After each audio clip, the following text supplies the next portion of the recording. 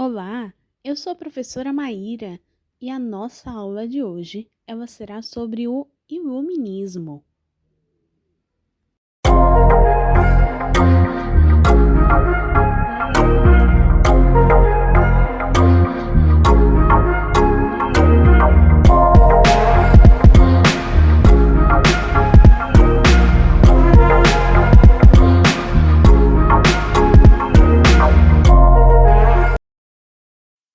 Para iniciar a nossa aula, a primeira pergunta é: mas afinal, o que foi o iluminismo? Também conhecido como Ilustração, o iluminismo foi um movimento intelectual que surgiu na Europa a partir do século XVII. Defendia o uso da razão, né? Então eles viam a razão como a luz para iluminar as trevas da ignorância adotadas no antigo regime. Este movimento promoveu mudanças políticas, econômicas e sociais, baseadas nos ideais de liberdade, igualdade e fraternidade, que inspiraram depois a Revolução Francesa. Então, no geral, o que iremos aprender hoje é sobre um movimento que criticava o antigo regime, que criticava as formas de viver e de se organizar na época da Idade Média. Estudantes do ensino médio, vocês já haviam aprendido sobre o iluminismo? Tenho certeza que vocês já ouviram esse nome e que já aprenderam algumas coisas também na aula de história. Eu vou deixar um tempinho a mais essa nossa introdução para que vocês comecem a anotar essas informações nos cadernos, tudo bem?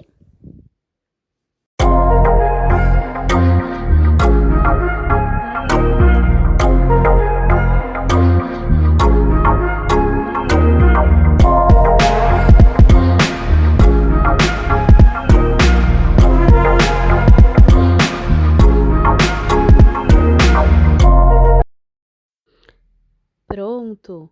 Agora vamos entender quais eram as principais críticas que o iluminismo fazia ao antigo regime. O antigo regime, ele correspondia a um período da Europa onde a sociedade ela girava em torno de um rei, né? Então, a época das monarquias, que a gente aprendeu bastante na Idade Média, havia o absolutismo, né? Que era uma prática política que defendia o poder total nas mãos de um rei. Então, o rei ele tinha um poder absoluto. E dentro desse poder, ele estabelecia também o mercantilismo, que era uma prática econômica aonde ele podia embolsar, né? Então, assim, ele conseguia embolsar muito dinheiro a partir de estabelecimento de vários impostos. O rei ele tinha um poder total, então ele usava o mercantilismo para arrecadação de impostos e assim a riqueza dele ficava cada vez maior, cada vez ele acumulava mais. Então essa é uma das críticas que o iluminismo começa a fazer, né, ao antigo regime. Então é uma das coisas que o iluminismo ele propõe como mudança, não viver mais o absolutismo e não viver mais sobre a prática do mercantilismo. Segunda crítica iluminista, a sociedade estamental, estabelecida na segunda parte do antigo regime, do antigo regime 2. Nessa sociedade, as pessoas elas são vistas pela classe social a quem ela nasceu. Então, a pessoa não tinha a liberdade de procurar ascender socialmente e melhorar de vida. O que importava nessa sociedade do antigo regime não era a riqueza que ela poderia acumular ao longo de sua vida e mudar a sua condição social e financeira, e sim a classe social em que ela havia nascido, né? Então, ela sempre seria marcada pela condição social e financeira com que ela veio ao mundo, né? É parecida com a organização em castas né? Onde a família mantém aquela profissão e os demais herdeiros continuam exercendo a mesma função. A sociedade estamental, ela pedia basicamente isso, pois por mais que a pessoa tentasse mudar a sua condição, ela até poderia mudar de profissão, mas ela sempre seria vista da mesma maneira com que ela havia nascido. A quarta crítica iluminista era voltada à Igreja Católica da Idade Média, pois a igreja dessa época, ela apoiava muito o poder do rei. E havia uma classe social que se via muito prejudicada em relação a tudo isso e a estas instituições estabelecidas, a essa política toda que a gente leu e que eu expliquei até agora, que era a burguesia. A burguesia eram os comerciantes locais, né? Então, diferente da definição que a gente usa de burguesia hoje, né? Então, a burguesia contemporânea de hoje, ela é aqueles que detêm os meios de produção. Já a burguesia que a gente está falando aqui, que surge, que ganha poder no iluminismo, eram os comerciantes.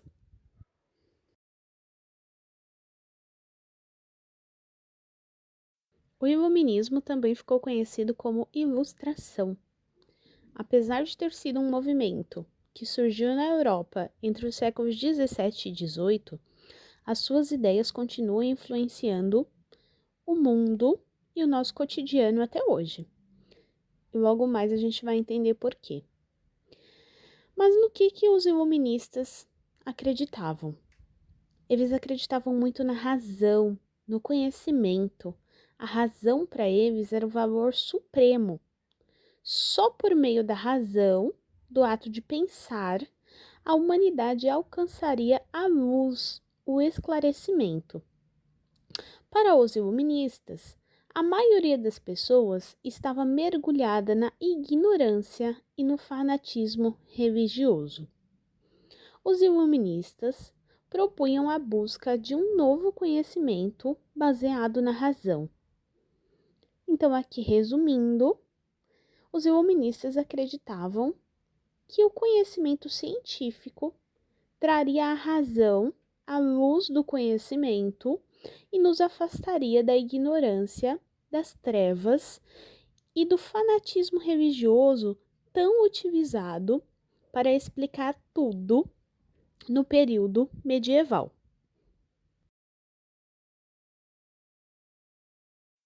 Vamos conhecer um pouquinho dos objetivos do iluminismo. A busca da razão, né? Então, a razão era o conhecimento científico. A livre crítica, né? Então, que as pessoas pudessem pensar diferente, expressar suas opiniões. Igualdade jurídica, que as leis fossem aplicadas da mesma maneira, independente da condição ou da classe social do cidadão. Governo liberal regrado por leis, né? Então, aqui é uma crítica ao mercantilismo que eu já falei um pouquinho antes, né? Então, que o rei tivesse leis administrando esse estabelecimento de impostos para que eles não fossem abusivos. Liberdade política, né? Então, aqui a gente já começa a ver alguns traços na busca pela democracia. Direito à propriedade, tolerância religiosa e livre comércio.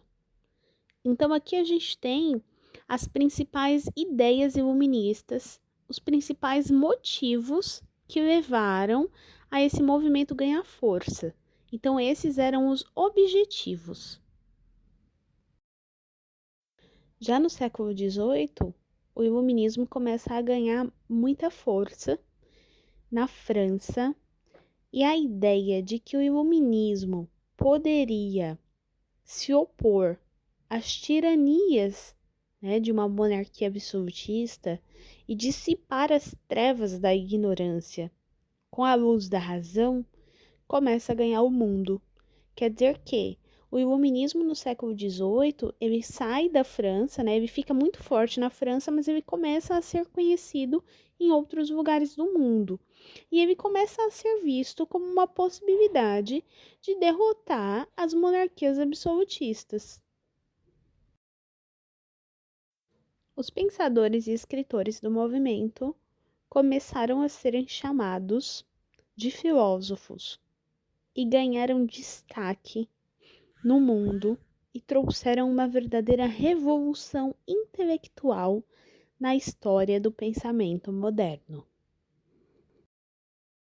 O iluminismo representou mesmo a culminância de um processo que começou no Renascimento, quando a razão se impôs como método de conhecimento do mundo.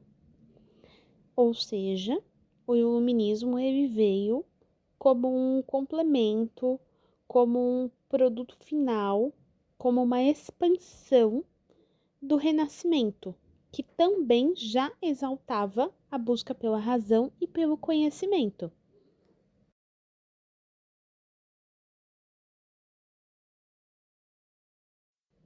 Este movimento promoveu mudanças políticas, econômicas e sociais. O iluminismo tinha o apoio da burguesia, pois os pensadores e os burgueses tinham interesses comuns. O impulso renovador das ideias iluministas provocou, na Europa, um grande interesse pelos problemas da vida em sociedade, possibilitando o surgimento de novas ideias e teorias econômicas.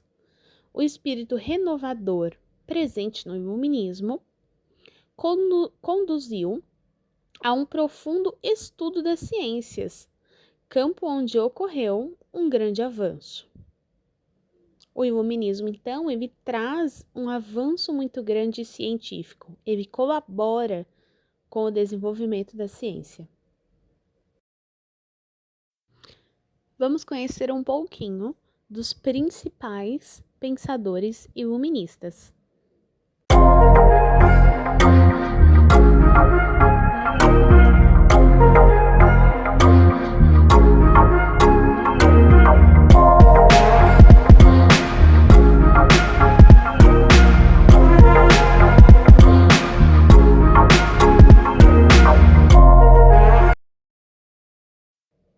O primeiro é o John Locke, nascido em 1632, falecido em 1704. De uma maneira bem resumida, temos aqui o pensamento e a principal criação do John Locke. Então, entre os seus pensamentos, o que ficou mais importante era de que todos os homens, ao nascerem, tinham direitos naturais: direito à vida, à liberdade, à propriedade, e o governo deveria respeitar estes direitos. Aqui, nesse pensamento de John Locke, a gente já começa a observar um pouco de coisas que vivemos nos dias atuais, né? Então, tanto na nossa legislação, na nossa Constituição Federal, quanto também nos direitos humanos, né? Então, são pensamentos que surgem aí à época do Iluminismo, que o John Locke traz como uma contribuição e que a gente manteve até hoje. Uma outra coisa que ficou bastante marcada pelo John Locke é o liberalismo político. Então, a liberdade política. Ele vai fazer uma crítica direta à monarquia, ao absolutismo, a ter um poder todo concentrado nas mãos de uma única pessoa, sem a participação da grande massa, sem a participação do povo.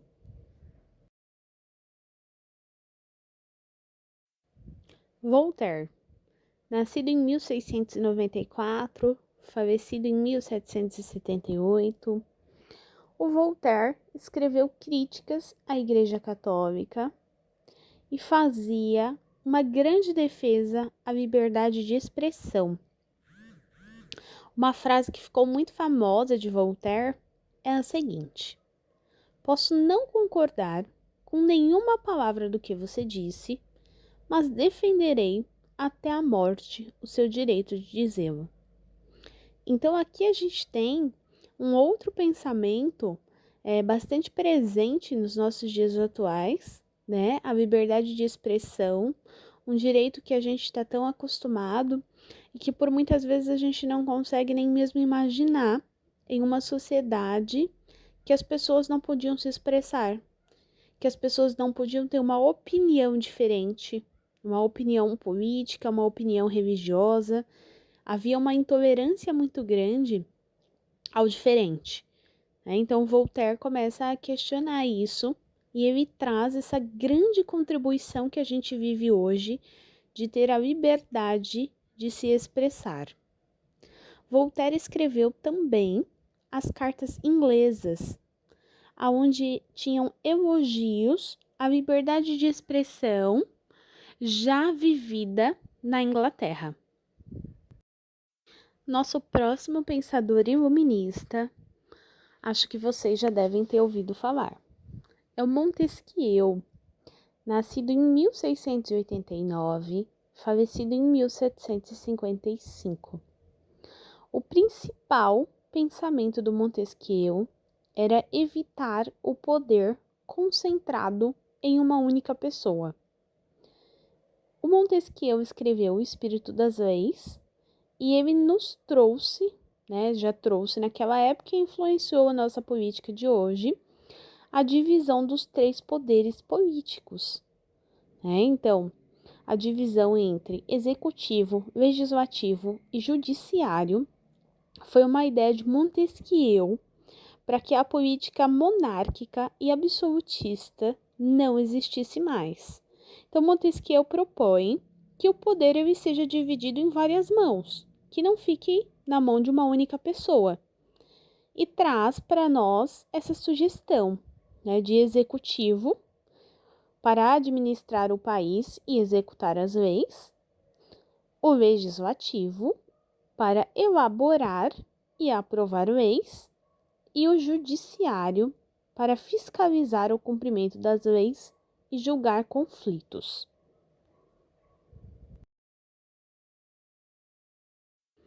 Nossos 2 últimos pensadores iluministas apresentados aqui nesse resumo é o Denis Diderot, nascido em 1713, falecido em 1776, e o Jean d'Alembert, nascido em 1717 e falecido em 1776.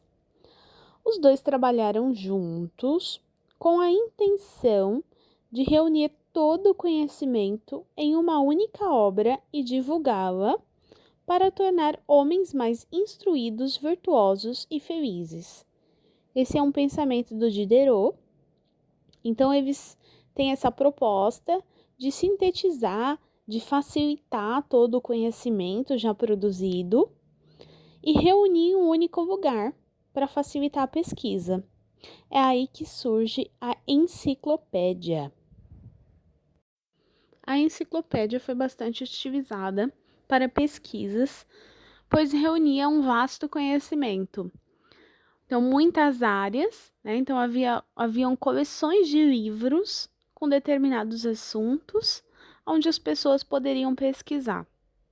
Facilitava muito e foi utilizada por muito tempo, até porque não se tinha a facilidade da internet que a gente tem hoje.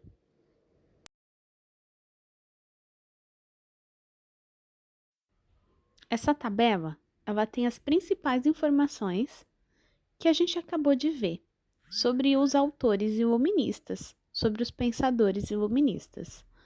Vou deixar um tempinho para vocês registrarem para ajudar nos estudos, porque logo mais teremos alguns exercícios para treinar um pouquinho do nosso conhecimento da aula de hoje.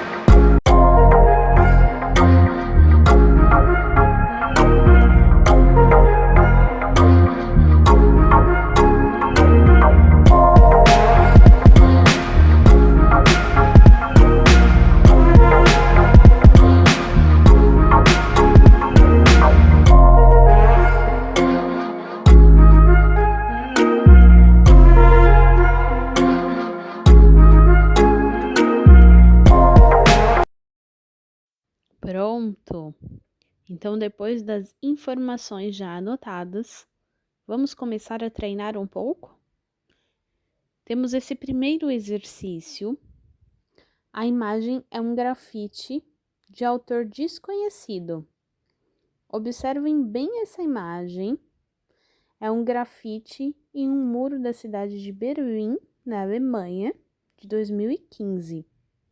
A partir da observação dessa imagem, temos 3 perguntas. Pergunta A: o que essas mãos desenhadas ao centro lembram a você? Pergunta B: o que o olhar da personagem sugere a você? Letra C: a que princípio iluminista podemos associar a imagem? Vou deixar um tempinho, 2 minutinhos, para vocês responderem e já volto com a nossa resposta e a correção.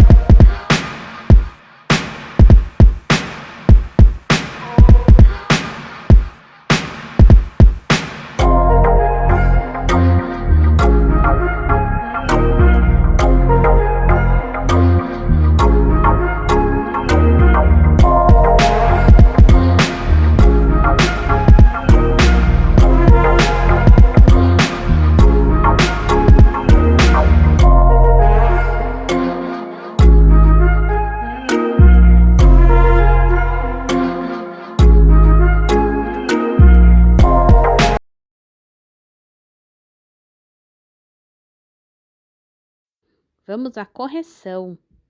Pergunta A: o que essas mãos, desenhadas ao centro, lembram a você? Elas nos lembram repressão, né? Censura. Se você colocou essa resposta, pode colocar aí certo. Se não, vamos ir arrumando, acompanhando aí a correção. Pergunta B: o que o olhar da personagem sugere a você? Esse olhar, né, assim, penetrante, nos sugere medo, angústia. E pergunta C: a que princípio iluminista podemos associar a imagem? Podemos associar ao princípio de liberdade de pensamento e de expressão. A imagem transmite a ideia de desrespeito a esse princípio, né? Porque a gente vê uma pessoa sendo calada, uma pessoa com um olhar de medo, de angústia, uma pessoa reprimida. Próximo exercício. Assinale a alternativa incorreta e justifique sua escolha.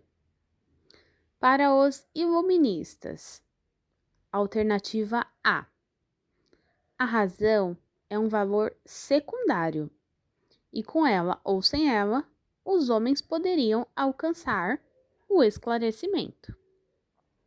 Alternativa B. A razão devia penetrar todas as atividades humanas para destruir os preconceitos e a ignorância.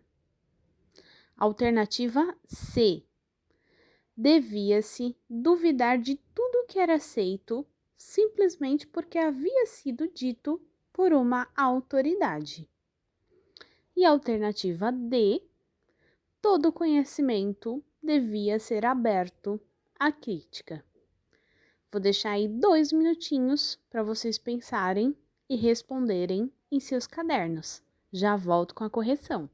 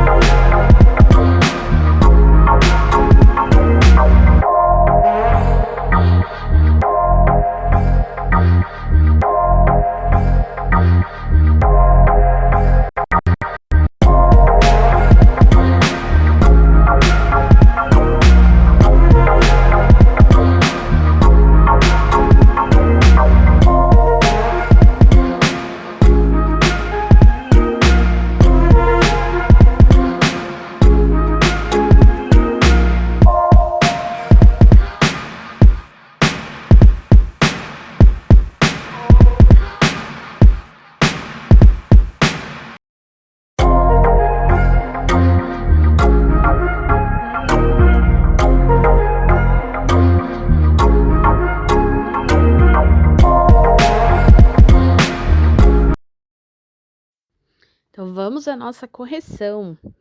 A resposta correta é a alternativa A. A razão é um valor secundário e com ela ou sem ela, os homens poderiam alcançar o esclarecimento. A nossa explicação, a justificativa, que está aí embaixo, é porque a razão é um valor supremo.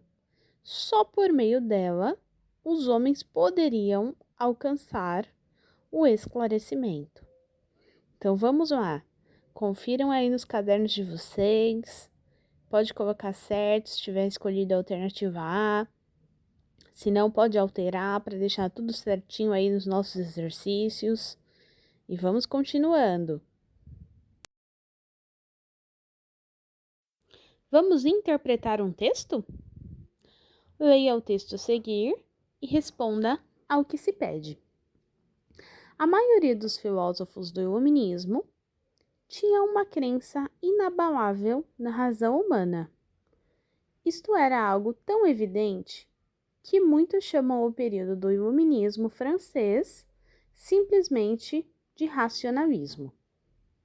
Entre o povo, porém, imperavam a incerteza e a superstição.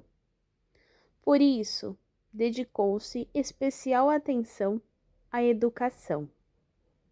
Os filósofos iluministas diziam que a humanidade faria grandes progressos. Era apenas uma questão de tempo para que desaparecessem a irracionalidade e a ignorância e surgisse uma humanidade iluminada, esclarecida. Então, a gente tem esse texto retirado do Mundo de Sofia e embaixo temos a pergunta: O texto nos permite conhecer duas características do iluminismo. Quais são elas? Então aqui a gente precisa lembrar um pouquinho daqueles objetivos, né, que o iluminismo buscava e pensar em dois objetivos, duas características que os iluministas tanto buscavam.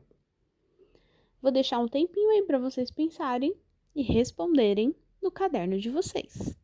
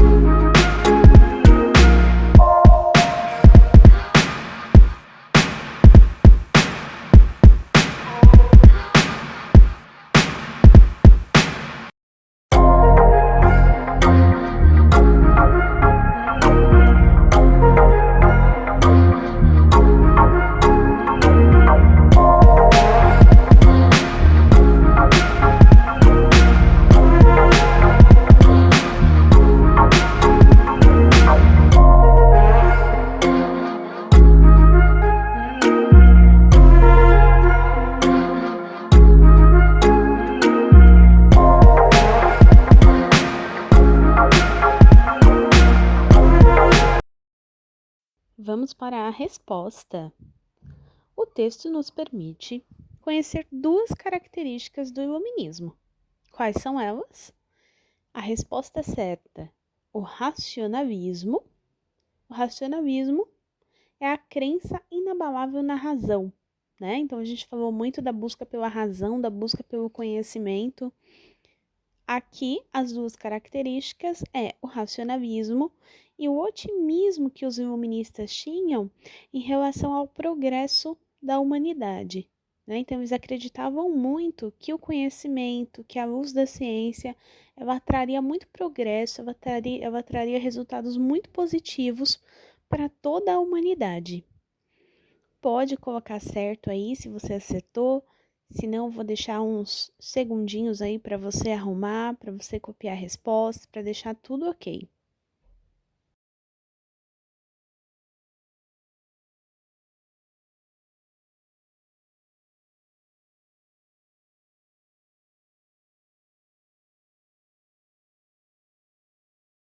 Agora vamos de pergunta dissertativa.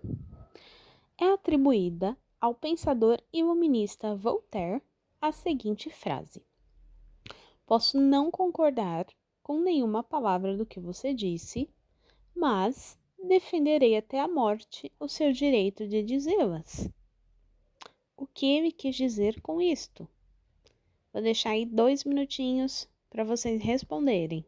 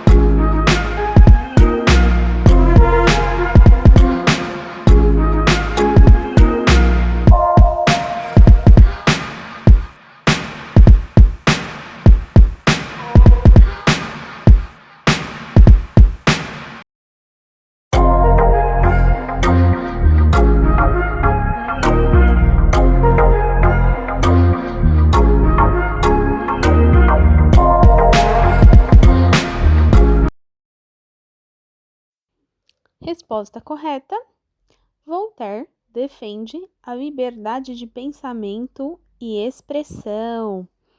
Eu espero que vocês tenham acertado. É bem uma das questões aí que a gente comentou, né, sobre a liberdade de expressão tão defendida por Voltaire.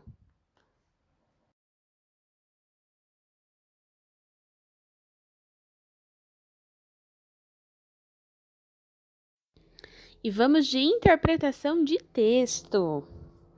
O pensador iluminista Montesquieu escreveu: Tudo estaria perdido se o mesmo homem ou o mesmo corpo dos principais ou dos nobres ou do povo exercesse esses três poderes: o de fazer as leis, o de executar as resoluções públicas e o de julgar os crimes ou as disputas de particulares.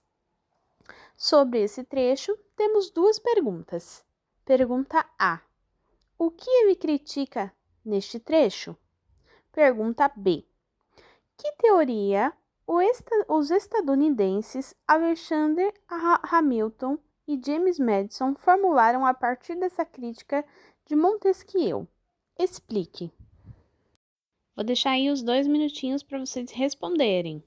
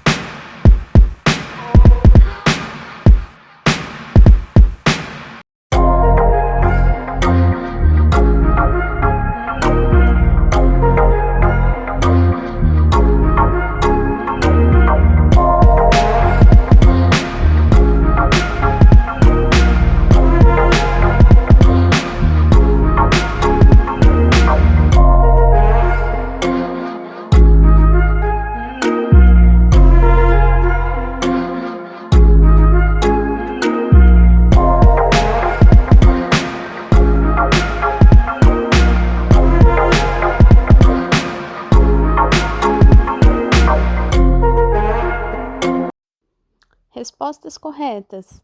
Letra A. O que ele critica neste trecho?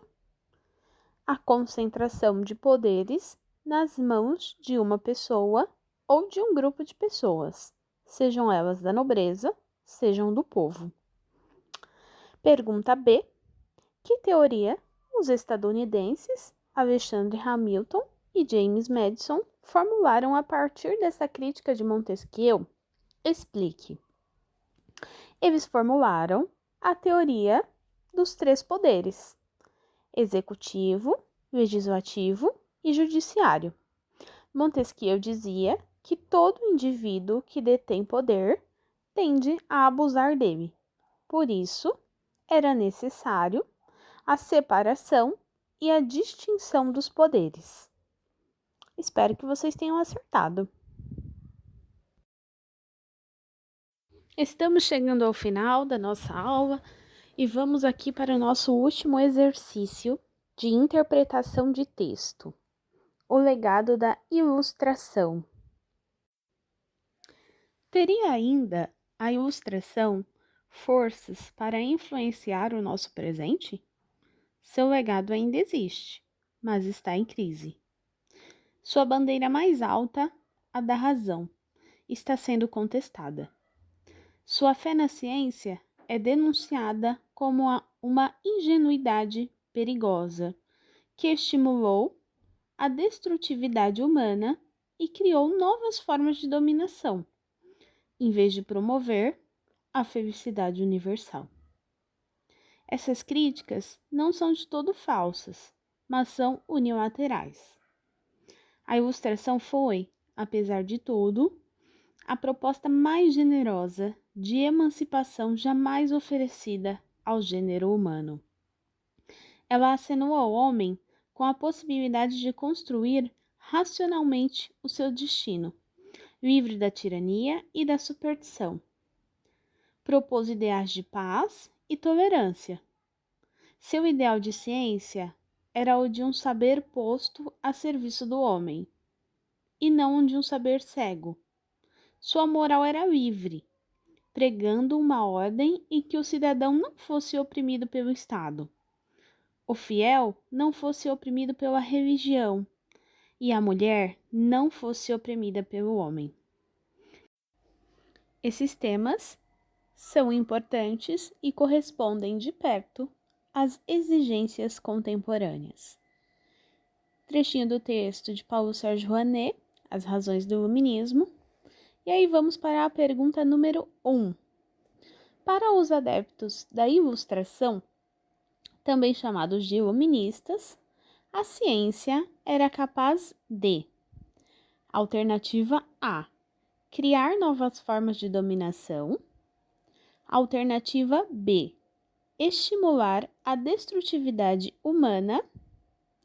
Alternativa C, favorecer a opressão religiosa. Ou alternativa D, promover a felicidade universal. Vou deixar aí os 2 minutinhos para vocês pensarem um pouquinho, dar uma lida no texto de novo e escolhe qual é a alternativa correta.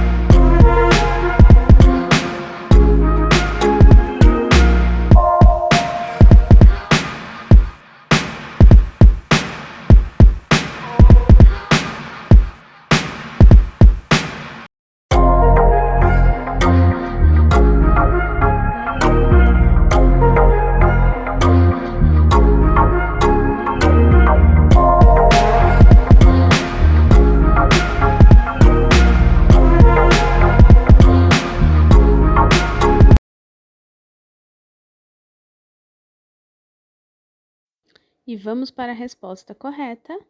Alternativa D. Promover a felicidade universal.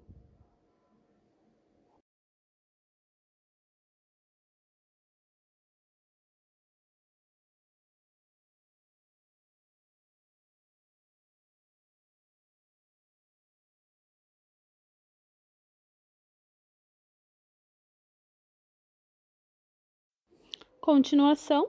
Então, ainda sobre o texto, o legado da ilustração, vamos agora para a nossa última pergunta, para nossas duas últimas perguntas. Como o autor do texto se posiciona ante as críticas da ilustração? Alternativa A.